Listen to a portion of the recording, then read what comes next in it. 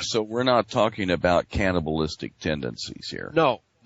But, well, this is what the Jews claim, and some atheists and agnostics like to invoke cannibalism here. Of course, that's nonsense, okay? This is figurative language. But the Jews here understood that when he was going to preach to the so-called Gentiles, and that Paul was going to the so-called Gentiles. That word Gentile in the Greek, actually it comes from Latin, gentilis. That means kinsman. It does not mean alien or stranger. It means kinsman. But the Jews use it to mean strangers for themselves, okay? Foreigners, okay?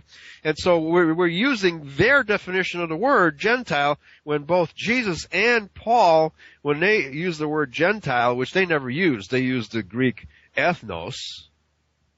Oh. They used the Greek ethnos, and there's no definition of the word ethnos meaning non-Jew. The Jews invented that definition. He's talking about the dispersed Israelites that left, we talked about this last week, that had left around 745 BC to 700 BC. And were taken into captivity and became known as the Caucasian people. Okay? Mm-hmm. So when Jesus says, I come not but unto the lost sheep, the exiled sheep of the house of Israel, that's who he's talking. He says, I have a fold here in Judea, but I have a fold elsewhere. Okay, he's talking about, and it's not the Pharisees, and it's not. And it's not. No, he never had one nice thing to say about these scribes and Pharisees. Yeah, and the only record that I know of where Jesus got a little corporately violent, so to speak, mm-hmm. Yes, was when he saw the money changers or treasury bankers perverting the intent of the temple. Yes. That's right. Or actually, not even that, just stealing from the people. That's right. That's right. The money lenders. Where'd these money lenders come from? There were never any money lenders in Israel. Now, wasn't this a time when the Romans would have been policing the streets, kind of like cops getting their cars today? Sure, but remember.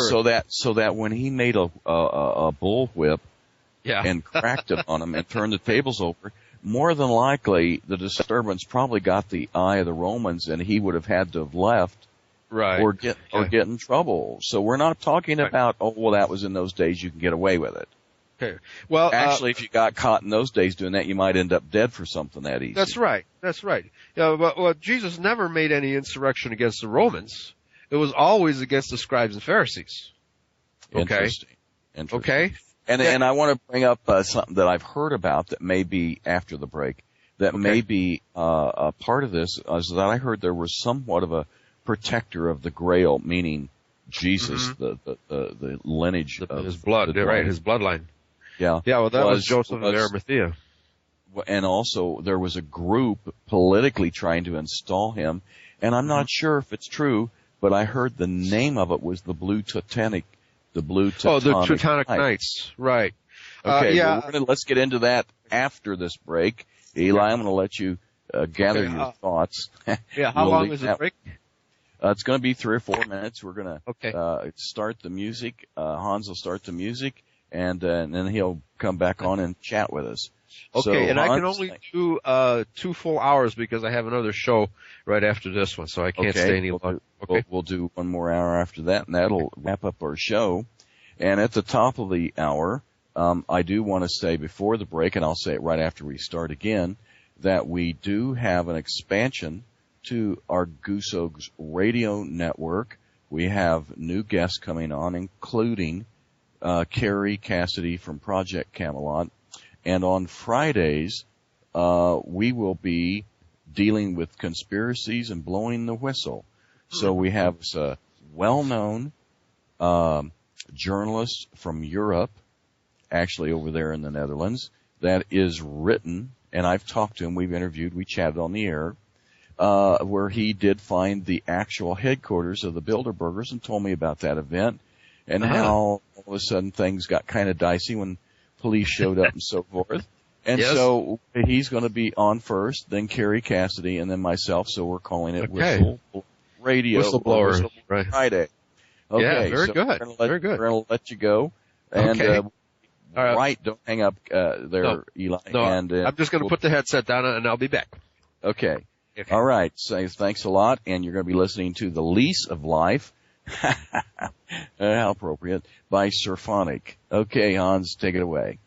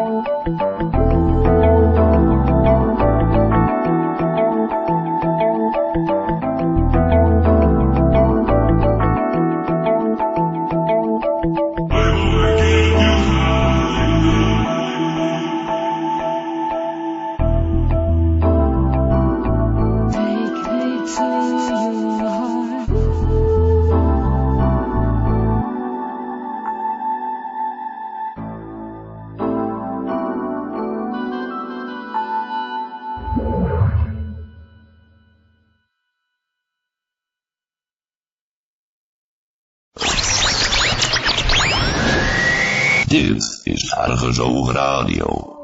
Een andere kijk op de wereld.